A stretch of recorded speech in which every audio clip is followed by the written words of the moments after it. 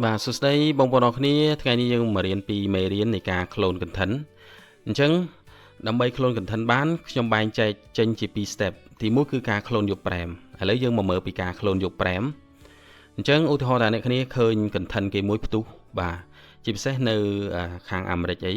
គេចូលចិត្តមើលប្រភេទជា rescue animal ជួយសង្គ្រោះសត្វចិញ្ចឹមបាទ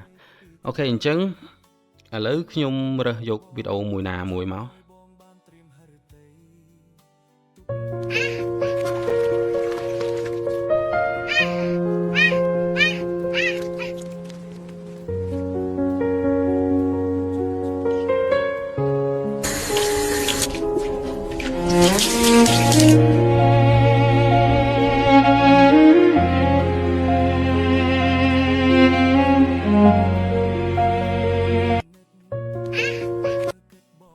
បាទអញ្ចឹងមុននឹងអ្នកគ្នាអាចធ្វើការ clone យកប្រេមបានចាំបាច់ត្រូវធ្វើការ download វីដេអូនឹងសិនអញ្ចឹងខ្ញុំធ្វើការ copy link នៃវីដេអូនឹងរួចអ្នកគ្នាចូលទៅធ្វើការ download មកបាទអញ្ចឹងអានេះខ្ញុំប្រើកម្មវិធី download ពី Facebook បាទយើងផាស link កន្លែងនេះទៅរួចហើយអ្នកគ្នា select លើ MP4 ចុចពាក្យថាទាញយក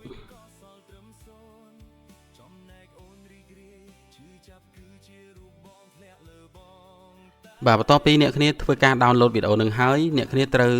តែចូលទៅបើកនៅកម្មវិធី CapCut បាទដើម្បីយើងធ្វើការ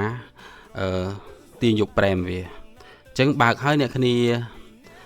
ប្រើ CapCut ប្រភេទអីក៏បានដែរ Pro ក៏បានធម្មតាក៏បានដែរបាទអញ្ចឹងអ្នកគ្នាចុចពាក្យថា Create Project មកបាទបន្តទៀតអ្នកគ្នាចុចពាក្យថា Import Video បន្ទាប់មកអ្នកគ្នាធ្វើការ Import Video ដែលអ្នកគ្នាចង់ clone មកអញ្ចឹងយើង import ហើយអ្នកគ្នាតម្លាក់វាមកក្រោមមកយើងចុចសញ្ញាបូកនេះមកវានឹងធ្លាក់មកក្រោមហើយអញ្ចឹងអ្វីដែលយើងត្រូវធ្វើបន្តទៀតគឺយើងត្រូវធ្វើការ save frame វាទុកបាទដើម្បីធ្វើការ save frame អ្នកគ្នាចុចត្រេ3យកពាក្យថា export still frame បន្តមកឥឡូវខ្ញុំធ្វើការកំណត់ folder មួយដើម្បីឲ្យវាចូលទៅក្នុង folder ជាក់លាក់មួយអញ្ចឹង folder នេះខ្ញុំដាក់ឈ្មោះថា frame បាទរួចខ្ញុំ select frame នឹងមកបាទបន្តមកយើងដាក់ឈ្មោះរូបភាពនឹងឥឡូវខ្ញុំដាក់ថា frame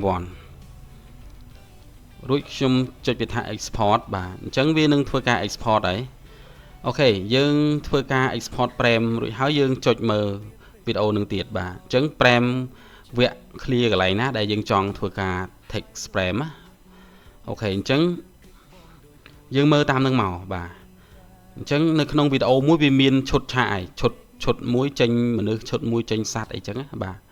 អញ្ចឹងវាមានឈុតឆាកវាឯងអញ្ចឹងដូចជានេះកន្លែងនេះគឺឈុតមនុស្សគាត់មកជួយសត្វហ្នឹងអញ្ចឹងវាជាប្រែមមួយហើយបាទអញ្ចឹងដើម្បីថតប្រែមហ្នឹងយើងគ្រាន់តែធ្វើការចុចត្រេ3មករួចចុចពាក្យថា export still frame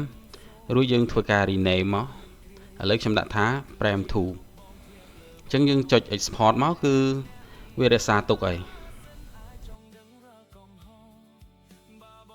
អូខេអញ្ចឹងយើងឃើញថាកន្លែងនេះគាត់ធ្វើការលាងសម្អាតនៅសត្វឆ្មាហ្នឹងវាជាប្រែមួយទៀតបាទវាជាឈុតមួយទៀតឈុតឆាកមួយទៀតបាទអញ្ចឹងយើងអាចធ្វើការ save នៅប្រែមនឹងទុកមកឥឡូវខ្ញុំដាក់ថាប្រែម3បន្ទាប់មកខ្ញុំធ្វើការ export មកអូខេអញ្ចឹងយើងបន្តមើលទៀតបាទបន្តមើលវីដេអូនឹងទៀត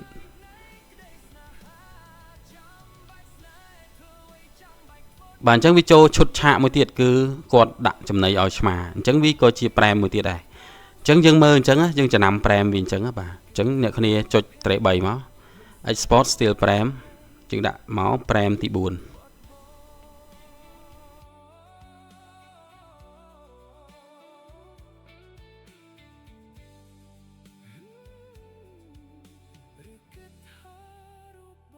បាទបន្ទាប់ពីយើងឃើញថាយើងបានធ្វើការថត frame នឹងអស់ហើយឥឡូវយើងធ្វើការបិទកម្មវិធីណាដែលវាអត់ជាប់តាក់ទងបាទអញ្ចឹងអ្វីដែលយើងធ្វើបន្តទៀតនោះគឺយើងយករូបភាព frame នឹងយកទៅដាក់នៅក្នុង ChatGPT បាទអញ្ចឹងអ្នកគ្នាធ្វើការបើកនៅកម្មវិធី ChatGPT មករួចយើងធ្វើការ upload រូបភាព frame យើងចុចសញ្ញាបូកនេះមកយកពាក្យថា add photo បន្ទាប់មកយើងរក folder ពាក្យថា frame បាទអញ្ចឹងយើងនឹងឃើញនេះ frame 1 frame 2 frame 3 frame 4បាទអញ្ចឹងយើងធ្វើការ upload frame ទាំងអស់ចូលមក បាទអញ្ចឹងក្រោយពីអ្នកទាំងអស់គ្នាធ្វើការអាប់ឡូតប្រេមចូលទៅកាន់ Chat GPT ហើយបាទបន្តមកទៀតអ្នកគ្នាត្រូវសរសេរថាសរសេរព្រមចេញពីរូបភាពខាងលើនេះយ៉ាងលម្អិតនិងរៀបតាមលំដាប់ប្រេមបាទយើងសេបែបហ្នឹងមកយើងចុច generate មក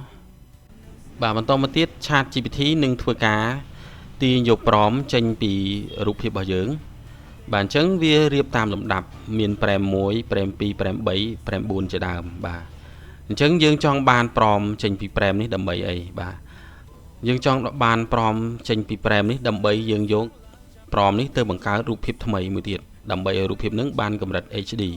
អញ្ចឹងការបង្កើតរូបភាពថ្មីនេះគឺយើងប្រើរូបភាពចាស់យោងបាទអញ្ចឹងឥឡូវយើងធ្វើការ copy ព្រមទី1របស់យើងបាទបន្ទាប់មកយើងធ្វើការបង្កើតរូបភាពយើងចូលកន្លែង image យក photo បាទអញ្ចឹងយើង upload ប្រេមទី1របស់យើងមកបាទអញ្ចឹងមានន័យថាយើងយកប្រេមទី1យើងបង្កើតរូបភាពថ្មីនៅក្នុង Chat GPT ដើម្បីឲ្យ Chat GPT ធ្វើរូបថ្មីហ្នឹងវាមានកម្រិត HD ល្អបើសិនជាយើងយកអាប្រេមដែលយើងថត screen នេះគឺវាកម្រិតភាព HD របស់វាគឺអត់ល្អទេបាទអញ្ចឹងក្រោយពីអ្នកគ្នាធ្វើការ upload ហើយអ្នកគ្នាធ្វើការផាសនៅព្រមចេញពីប្រេមទី1មកបាទរួចយើងធ្វើការ generate បង្កើតរូបភាពសារថ្មីអញ្ចឹងរូបភាពដែលចេញមកសារថ្មីនេះវាបង្កើតដោយ Chat GPT គឺវាមានកម្រិតច្បាស់ល្អអញ្ចឹងនៅពេលដែលយើងយករូបភាពដែលមានគុណភាពកម្រិតច្បាស់ល្អទៅធ្វើវីដេអូគឺវីដេអូហ្នឹង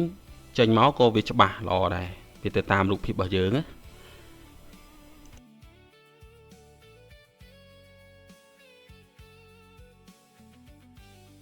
បាទអញ្ចឹងយើងឃើញថារូបភាពប្រេមដែលយើងធ្វើសារថ្មីជាមួយនឹង Chat GPT លើកនេះគឺវាមានភាពច្បាស់ស្អាតបាទកម្រិត HD អញ្ចឹងយើងអាចធ្វើការ download ដើម្បីទុកវាប្រើបាទបន្តមកទៀតអ្នកគ្នាអាចចូលទៅធ្វើនៅប្រេមទី2អញ្ចឹងយើងធ្វើដូចមុនអញ្ចឹងគឺយើងចូលទៅ copy ព្រមចេញពីប្រេមទី2សិន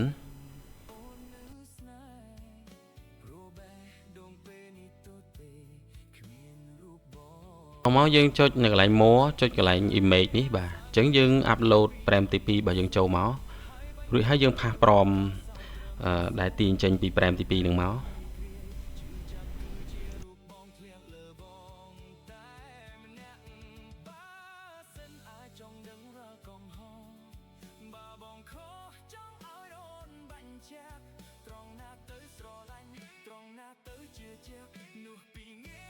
បាទយើងឃើញថាប្រេមទី2របស់យើងបានធ្វើការ generate មកហើយ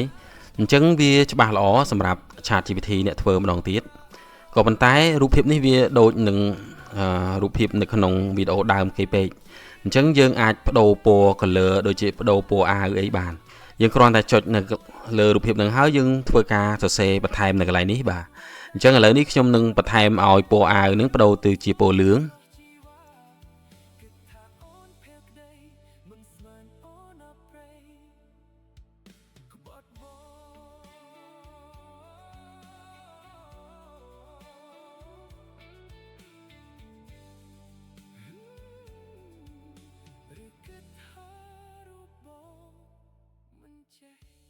បាទអញ្ចឹងឥឡូវនេះវាបានធ្វើការផ្លាស់ប្ដូរទៅតាមអ្វីដែលយើងចង់បានហើយបន្តមកអ្នកគ្នាធ្វើការ download មកដើម្បីរក្សាវាទុកបាទអញ្ចឹងយើងបន្តធ្វើប្រេមទី3ទី4បន្ថែមទៀតមកបាទអញ្ចឹងយើងធ្វើដូចគ្នា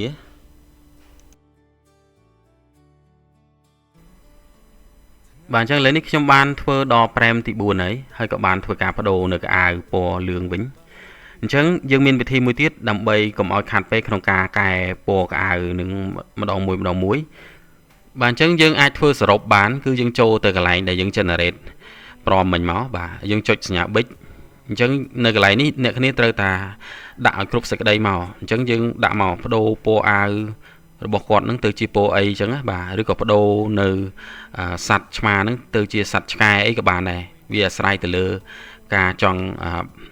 ផ្លាស់ប្ដូររបស់យើងបាទអញ្ចឹងយើងចង់ប្ដូរទៅអីយើងវាយតាមនឹងមក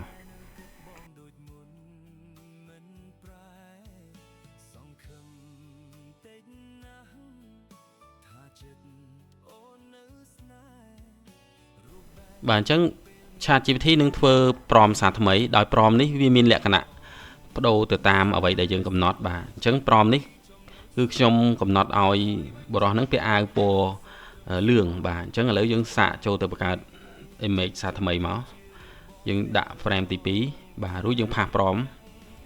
អញ្ចឹងយើង generate មើលអញ្ចឹងលើកនេះគឺយើងមិនចាំបាច់ generate ហើយយើងធ្វើការ edit ទេគឺវាចេញមកគឺអាវពណ៌លឿងតែម្ដង